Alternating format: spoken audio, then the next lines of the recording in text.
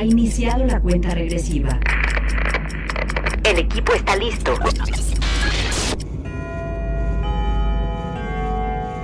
Cronómetro 2020.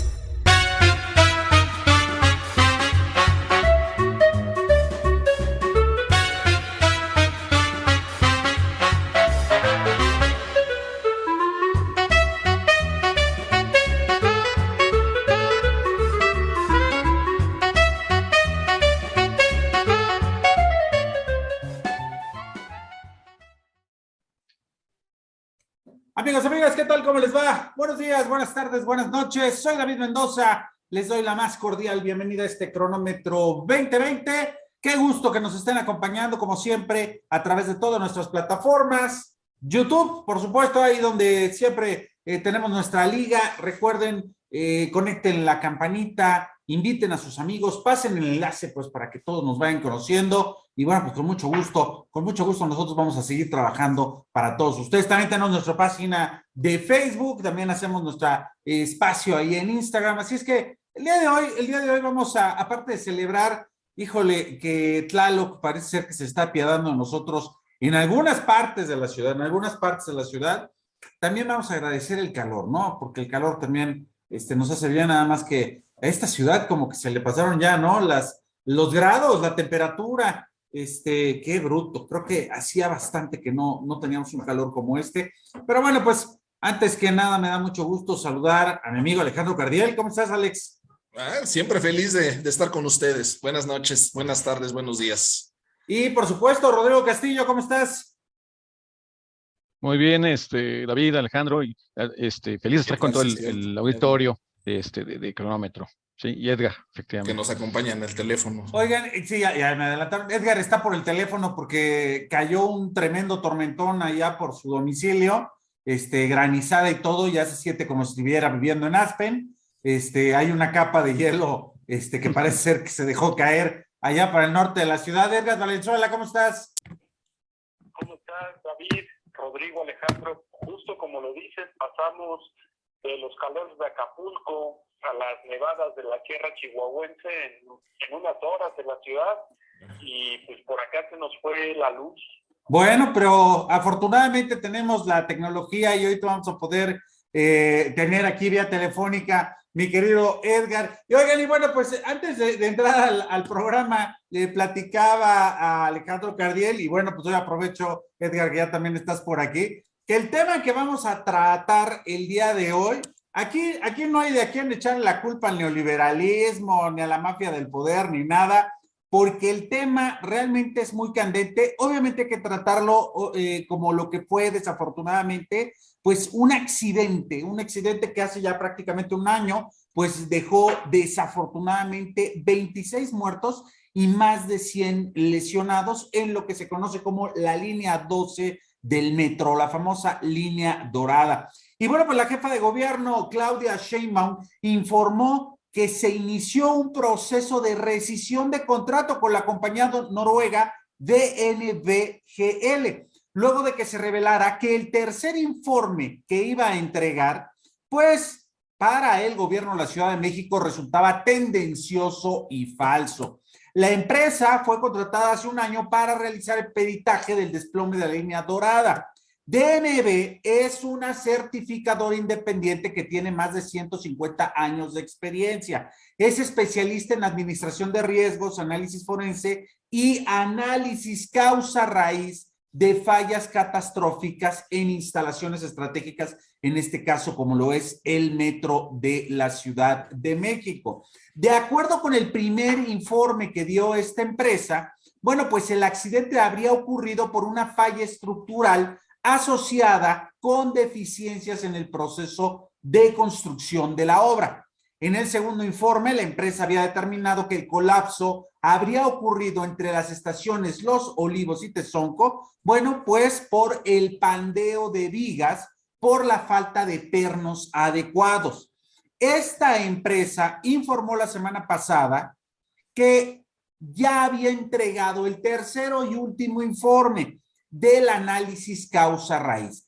Ya aunque el contenido hasta el momento no se ha hecho público, quienes han tenido acceso a este informe, pues plantean que no solamente estamos hablando de un asunto estructural, sino que también tiene que ver con una falta de mantenimiento y bueno, pues por supuesto, todo apunta a que hay una responsabilidad por parte del gobierno capitalino.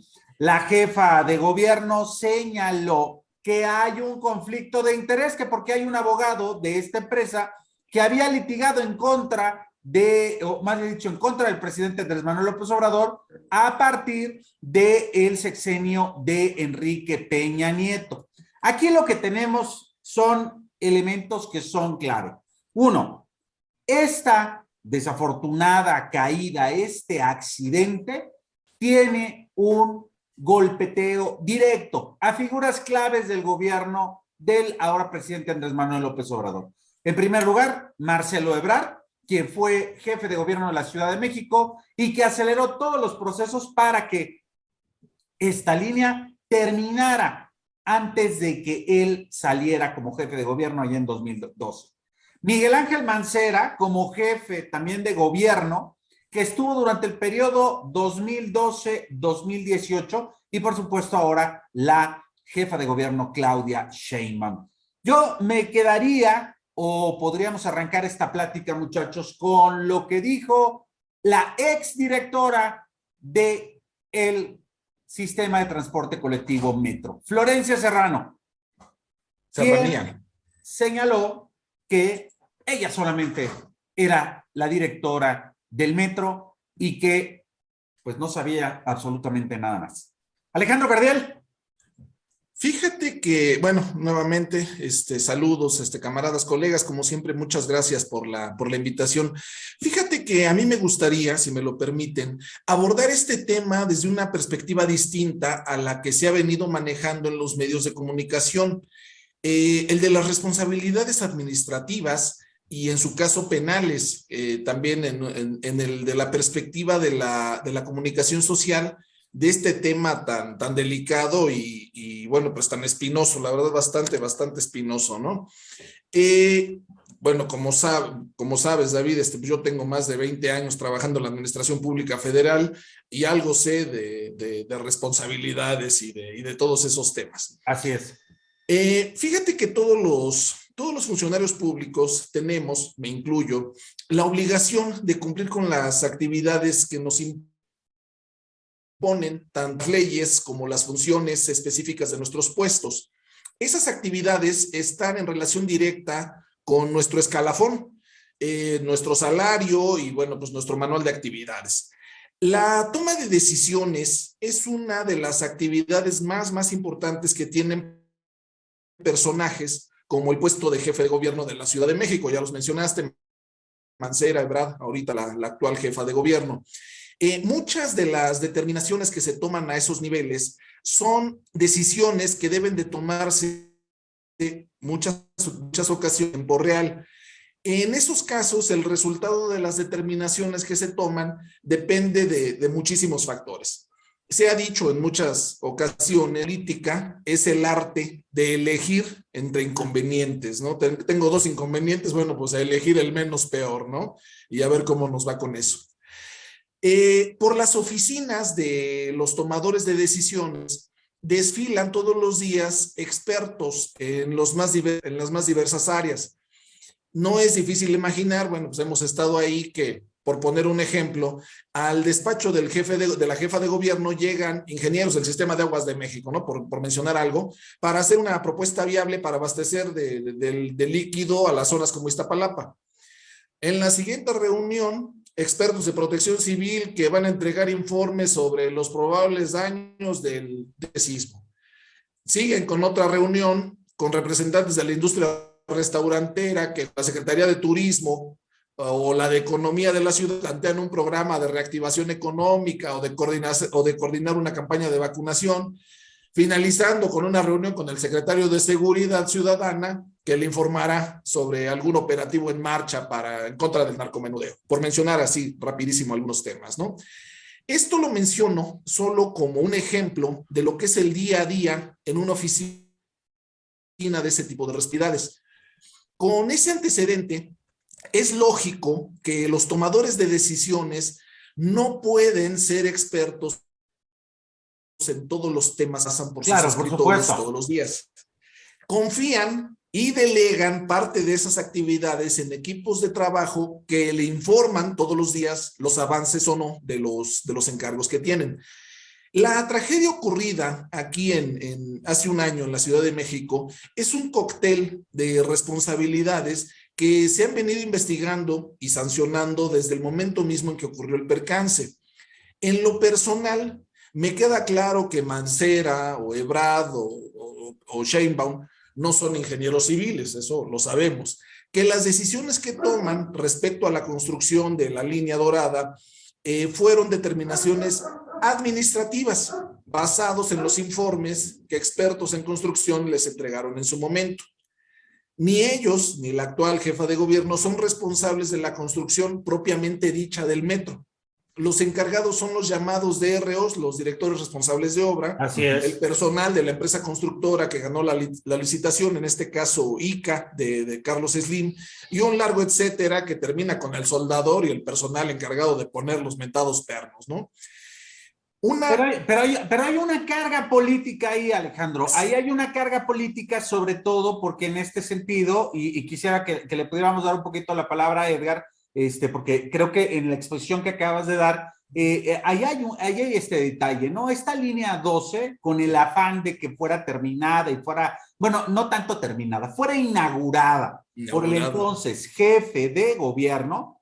Por eso es que se aceleraron en todos estos procesos. Y por supuesto, como bien dices, hay toda una cadena de responsables, ¿no? Que tienen que ver desde la parte política hasta la parte técnica, hasta el albañil, que es el que tuvo que poner los pernos.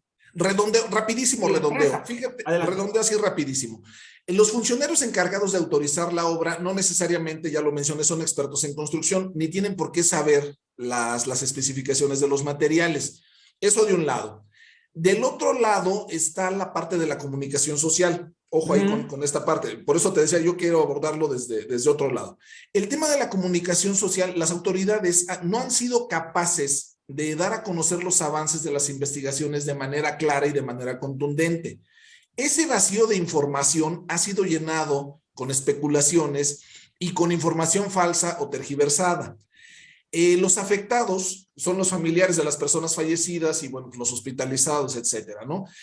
A nadie de estas personas les hace ningún sentido que sea un ingeniero cuyo nombre nadie conoce el responsable, en lugar de que se sancione a la jefa de gobierno por mencionar algo o que se ponga en la picota a Marcelo Ebrard o a Mancera.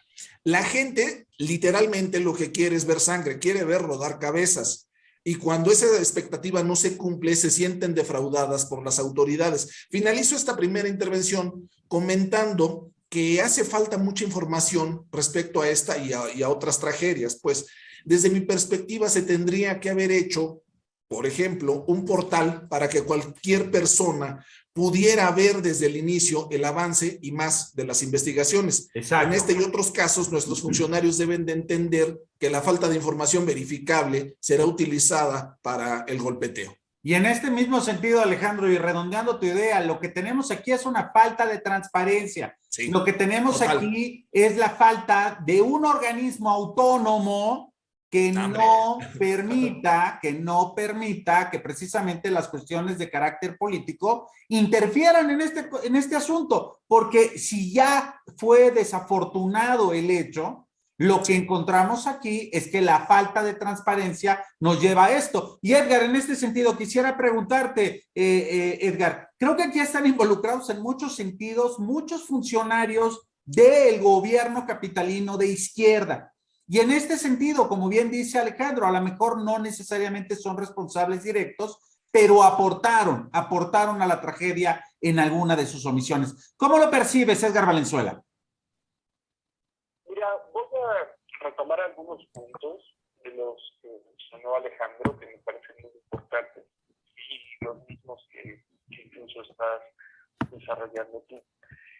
En primera, creo que hay una falta absoluta de tacto cuando se toca este tema.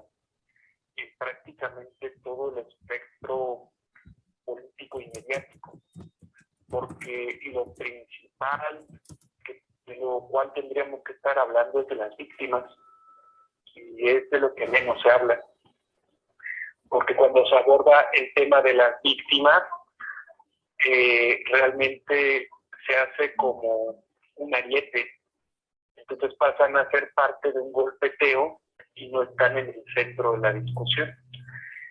Eso es revictimización de las víctimas, y en una tragedia como la que vivimos hace un año, desde luego que es un tema muy lamentable. En primer lugar. En segundo, como bien mencionaba Alejandro, y tú también hiciste referencia a ello, este tema involucra a ni más ni menos que a 2 de los 3 precandidatos presidenciales del presidente del movimiento actual que está gobernando y que además se perfila para estar otra vez al frente del país. Es decir, Claudia Sheinbaum y Marcelo Ebrard son 2 de las personas que ha dicho el presidente López Obrador que son, los ha destapado como precandidatos presidenciales. Y en ese sentido, al estar ellos involucrados directa o indirectamente, como mencionaba Alejandro, la perspectiva o el análisis en torno a esta desgracia ha estado excesivamente contaminada de una carga política que no ha permitido que realmente algunas condiciones técnicas, que en esto sí tendría que ser un tema técnico, el peritaje, pues puedan salir a la luz y sobre todo darle una explicación a la sociedad en su conjunto y sobre todo a las familias de las víctimas sobre qué fue lo que pasó hace un año y la garantía de la no repetición, porque no nada más es decir, miren, pasó esto, lo sentimos mucho, es garantizar que nadie más tenga que atravesar por esta circunstancia. Sabemos que los accidentes suceden en todo el mundo, no es el primer accidente de un sistema de transporte colectivo, ni siquiera es el primero en la Ciudad de México, por desgracia. Sin embargo, sí ha estado envuelto en una serie de polémicas, porque la obra en sí misma ha sido polémica. Entonces, esta carga, con esto concluye esta carga política, incluso me atrevería a decirlo, esta carrera presidencial prematura, exacto, como sucederá a López Obrador, ha contaminado completamente la discusión en torno a lo sucedido, a esta tragedia, y no nos ha permitido realmente conocer como sociedad qué es lo que o qué fue lo que sucedió, ¿no? Y qué se está haciendo realmente. Así es. Desde muchos ámbitos para conocer la verdad y no revictimizar a las víctimas. Sí. Darles el trato justo, que tengan acceso, valga la redundancia, a la justicia. Así es. Oye, Edgar, mencionabas al inicio algo que a mí me parecía muy interesante. Parece que nadie se ha puesto a pensar precisamente en las víctimas y se ha revictimizado. Pero también hay que recordar que muchas de las víctimas no tuvieron el apoyo por parte del gobierno. Había personas que estaban malheridas y que los hospitales, acabamos de escuchar hace no mucho una serie de reportajes sobre algunas de las víctimas donde decían, no, pues me paseaban de ambulancia en ambulancia, me llevaban a hospitales distintos. Obviamente decían que pues no tenían los recursos, que no tenían la placa, que no tenían los clavos, se tuvieron que organizar entre los vecinos. Hay gente que les pagaron apenas 15,000 pesos casi por cada uno de los fallecidos, etcétera, etcétera. Entonces, lo que señala es una tragedia de este tipo. Falta, obviamente, transparentar, falta, obviamente, generar una política pública de sensibilización, como dijo Alejandro también, ¿no? O sea, si queremos una mejor comunicación en este sentido, para que no haya especulaciones, para que no existan noticias falsas, bueno, pues el gobierno en este sentido tiene que ser más transparente y bueno, pues tratar de garantizar sobre todo a la ciudadanía que esta línea va a ser funcional. Y Rodrigo Castillo, pues recuerdo muy bien que el presidente López Obrador prácticamente hace un año les prometió a la gente de Tláhuac, les prometió a toda esta gente que vive en esta zona de Iztapalapa, Tláhuac, Xochimilco, por donde cruza toda esta línea del metro, que bueno, pues que en un año se tendría ya nuevamente esta línea. Y bueno, pues ya pasó un año y bueno, pues por toda una serie de factores, porque obviamente tienen que revisar la obra, tienen que ver en dónde más tienen que apuntalar. El ingeniero Carlos Slim, bueno, pues está, vayamos así, recomponiendo el error de manera gratuita, que es como lo ha señalado también el gobierno de la Ciudad de México, diciendo, no, bueno, pues ya Carlos Slim es el que se va a encargar, Grupo Carso, así es que bueno, pues nosotros confiamos mucho en él, lo está haciendo muy bien, pero preocupan varias cosas, Rodrigo Castillo, sobre todo porque hay otras obras en las cuales pues la ciudadanía ha de alguna manera expresado su desacuerdo por las condiciones en las cuales se está generando también esta opacidad. Y quiero traer a colación dos, una de ellas, por supuesto, el asunto del Tren Maya, esa es una. Y otro elemento que también ha llamado la atención en estas últimas semanas, porque diversos pilotos bueno,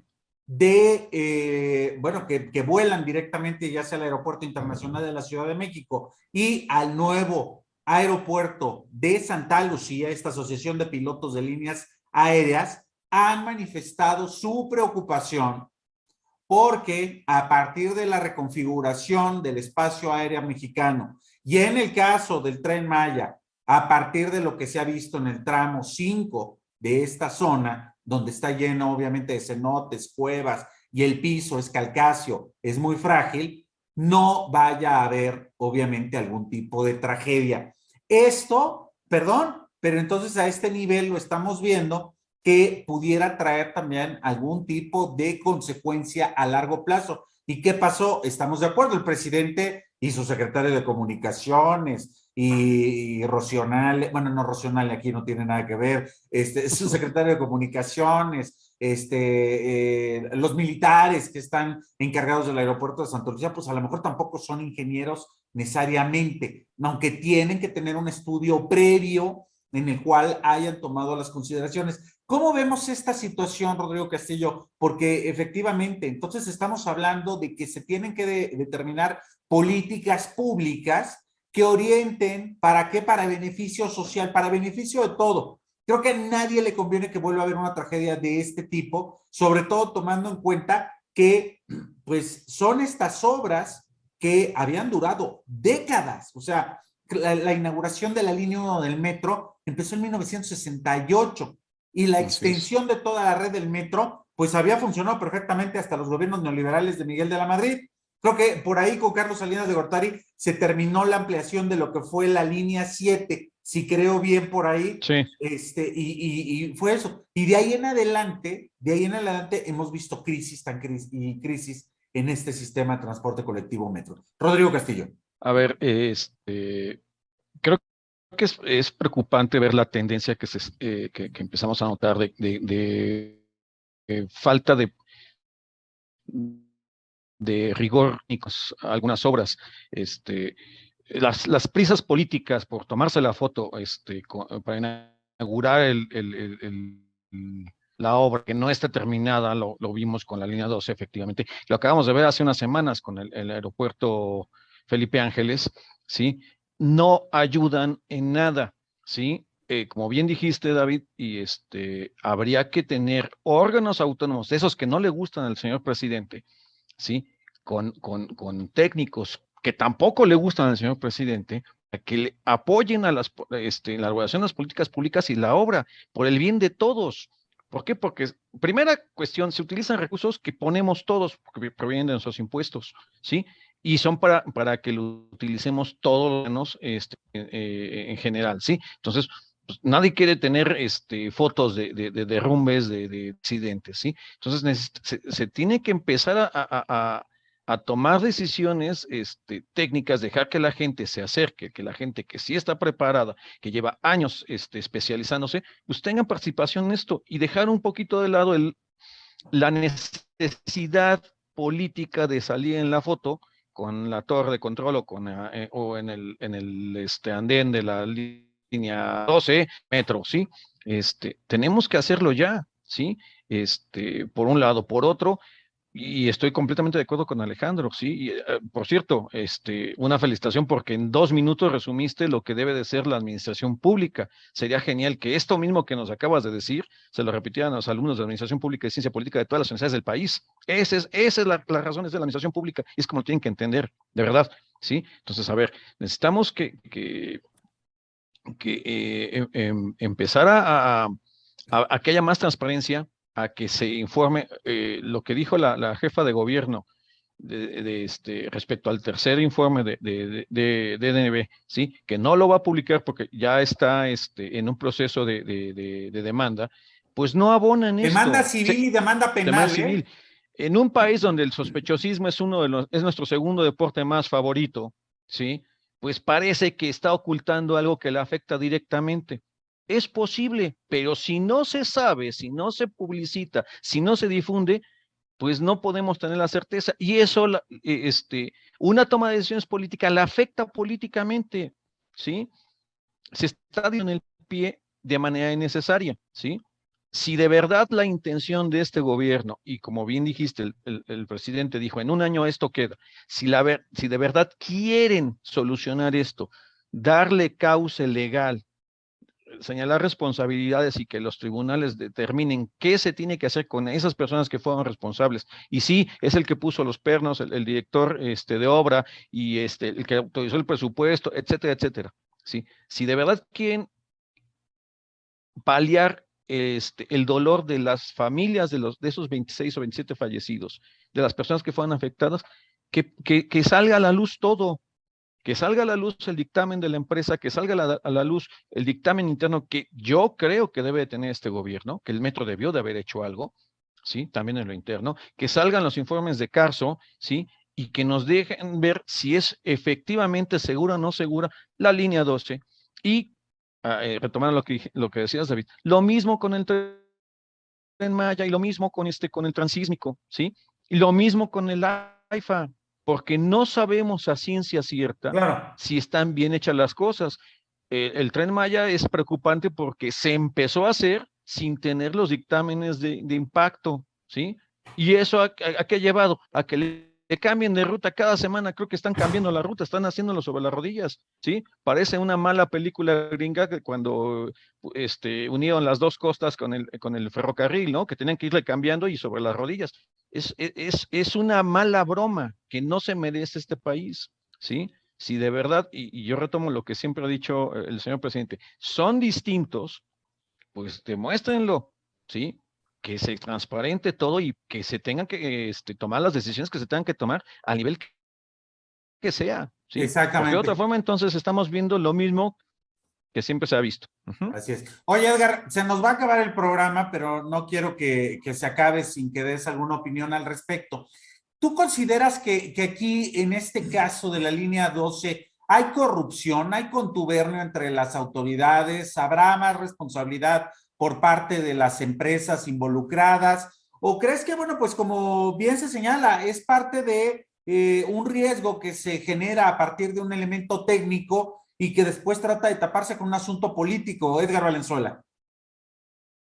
Mira, no me atrevería a afirmar categóricamente que hay corrupción, porque no me consta. Ok. Esto no quiere decir que sí o que no. Es decir, no podemos caer en el mismo supuesto que estamos justamente denunciando, del cual nos estamos quejando, ¿no?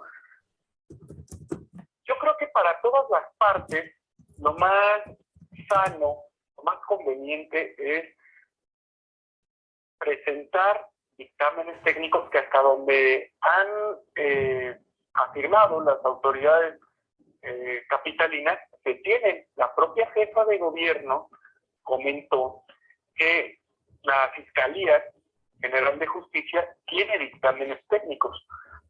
¿Cuál es el problema con dar a conocer el dictamen de esta compañía DNV que ya está en litigio? Entonces, ahí puede entorpecer el juicio, digamos, ¿no? Entonces, pasando toda esta etapa de juicios, esta maraña legal, sí creo que tendríamos que saber, claro, tendría que existir un comité o una persona con probada capacidad y sobre todo rectitud, Claro. honestidad, que traduzca el lenguaje técnico a el lenguaje común, ¿no? A palabras que todos podamos entender.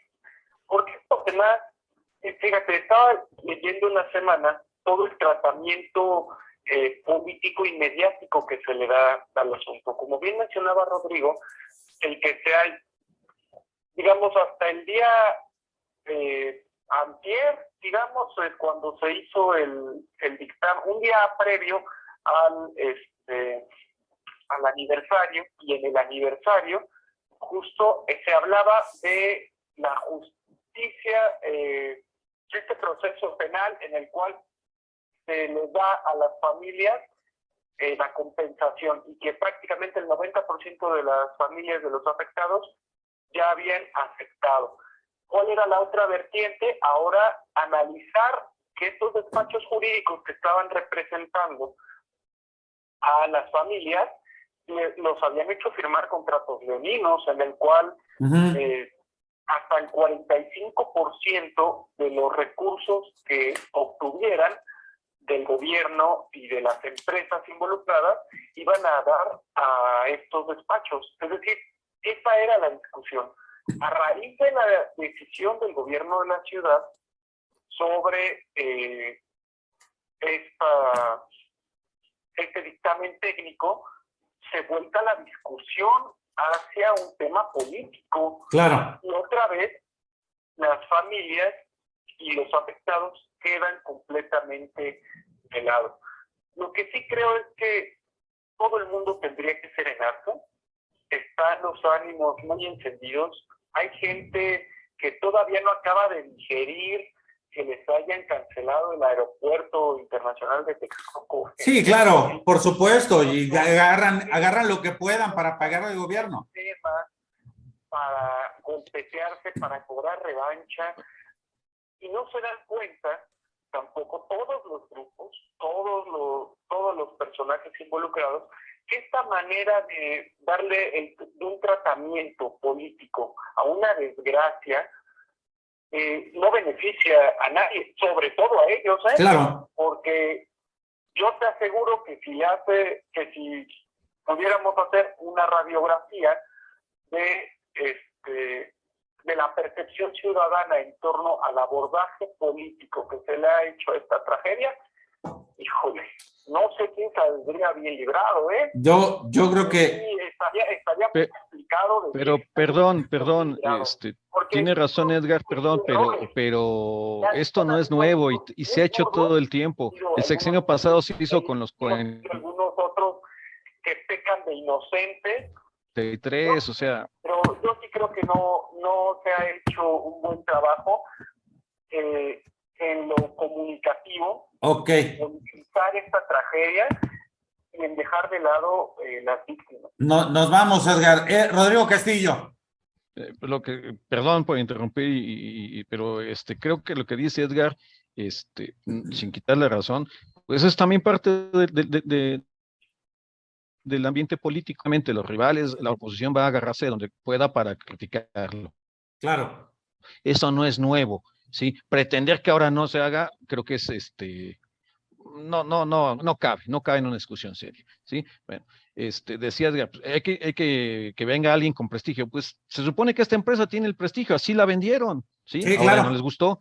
Si quieren que se resuelva rápido, es muy sencillo que el gobierno de la Ciudad de México desista de la judicialización de este asunto, que se retracte y que publique la segunda parte del informe de la empresa noruega y se acabó el problema. Si de verdad tienen interés en que esto salga.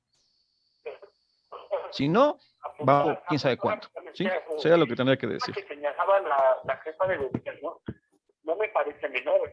O sea, estas ligas del asesor jurídico con ciertos grupos políticos. No, bueno, pero apenas es se lo está mismo dando de... cuenta, Edgar. Bueno, para ti, No. ¿a ti no te parece? Igual ¿Qué te parece? el abogado de Baker rentó una casa en Houston al hijo de gente, pues es el mismo conflicto de intereses, Edgar. Por favor. No. Perdón, yo no compro esa. Nada más es la liga de este abogado con grupos políticos. También se estaba apuntando a temas metodológicos y a las ligas que podría tener con grupos de interés que han estado justamente litigando en contra del gobierno. Entonces crea un ambiente turbio por donde se le da. Yo no estoy justificando o adoptando una postura, a lo que quiero llegar es que se está creando un ambiente muy turbio en el cual la discusión pasa de ser técnica a ser política. Exacto. Y eso ya te Sí, es que a lo mejor Edgar no está viendo el reloj, pero... Oye, Alex Cardiel, por favor, para que vayas cerrando. Rapidísimo. Tienes un minuto. Fíjate, rapidísimo nada más, para cerrar, hay que definir cuáles son las responsabilidades y los niveles de responsabilidad de cada quien. Si se da la situación de que la actual jefa de gobierno, que Marcelo Ebrard, que Mancera, son responsables directos de estas 26, 27 muertes, que los avienten a los leones. No debe de haber ahí ninguna duda respecto a eso. La postura tiene que ser esa. Pero nosotros como ciudadanía tenemos que ser responsables y aceptar que metan al ingeniero Juan Pérez a la cárcel. Oye, ¿y ese o quién al es? albañil. ¿Quién sabe? Sí.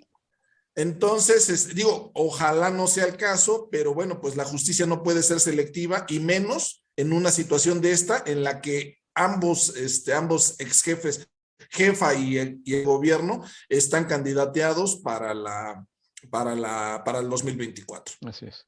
Oigan, pues yo creo que, como ya lo habíamos advertido, es un tema delicado, es un tema candente. Obviamente aquí no estamos justificando a nadie. Creo que también aquí el punto es ver y creo que analizar los alcances de la administración pública, cuáles son los retos, cuáles son estas características que tienen que ver precisamente con la transparencia, que tiene que ver también con que la ciudadanía esté al tanto de esta información, que esta información del gobierno, de lo que se hizo, esté ahí a la mano, que también se ataque esta parte de la especulación, de los rumores, de las famosas noticias falsas, porque entonces, claro, todo un elemento de una tragedia, como bien lo ha mencionado Edgar Valenzuela, Rodrigo Castillo, Alejandro Cardiel, que de alguna manera pues debería de ser analizado desde una parte técnica y por supuesto resolviendo un problema de la ciudadanía, se convierte en un asunto de golpeteo político. Pues amigos, les agradezco muchísimo. Edgar Valenzuela, gracias por conectarte con nosotros por vía telefónica. Esperemos que la lluvia te trate mejor, amigo. Un abrazo, encantado. Alejandro Cardiel, un abrazo fuerte. Azote, gustazo como siempre. Qué gusto que estuviste por acá con nosotros. Rodrigo Castillo. Un gusto estar con todos ustedes. Bueno, Cuídense. pues amigas, amigos, se despide de ustedes David Mendoza. Oigan, estamos realmente subiendo ahí con nuestros seguidores en las páginas. Por favor, pasen la liga, compártanos, denle like. conozcan más personas, Sí. denos like. Nos estamos viendo próximamente. Hasta luego. Gracias. Bye, bye. Bye. Ha iniciado la cuenta regresiva. El equipo está listo.